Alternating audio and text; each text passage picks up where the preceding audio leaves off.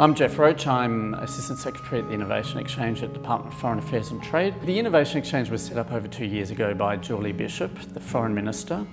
Her intention in setting up the Innovation Exchange was to establish a unit that would bring innovation to a new level in the way that we deliver our overseas aid. The Innovation Exchange came with that explicit mandate to go out and to innovate and to take risk. The emphasis on that we needed to look at what cutting-edge ideas and approaches could be taken to the way that Australia can deliver aid. I think the main constraint that we faced was we were given this mandate to go out and innovate, but what practically did that amount to? How were we going to take the first steps towards that?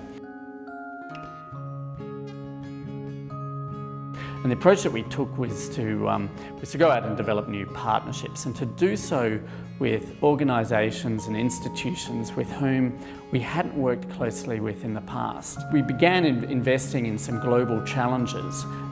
Those turned out to be very instructive ways for us to source a whole lot of new ideas and to bring a whole lot of new players into the conversation about the way that Australia does aid. The use of pilots and to, I suppose, more modest investments to test whether ideas are going to work is very much fundamental to the DNA of the Innovation Exchange. Our approach to risk is to acknowledge that risk sits absolutely centrally at everything that we do, even in terms of running a global challenge. There is a prospect that we might launch a global challenge and perhaps not actually have a lot of interest. Right down to the question of, once we've run the project, run the challenge, and we have the ideas, maybe some of those ideas are not going to be successful. We run it with our eyes wide open, that we do not expect to get by any means 100% success. And indeed, within ourselves as a unit, and I think in terms of the Minister's expectations, I think if we achieve 100% success in everything we do, then we probably have not pushed the envelope as far as we should have.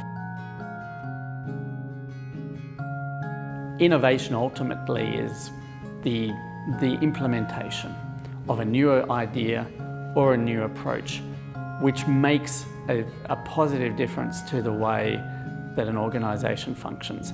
But to get there, the first thing you need are the ideas, because without the ideas, you won't have the prospect of actually being able to test them. I think the key bit of advice is about your workplaces, and it's about the culture that's within them. Do you have workplaces where staff can come in with ideas and have that opportunity to communicate that, and for the ideas that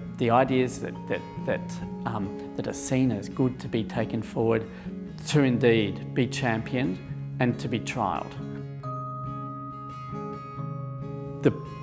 The amount of information, the pace of work, the expectations that citizens have about the APS means that we can no longer operate from top-down approaches and top-down strategies.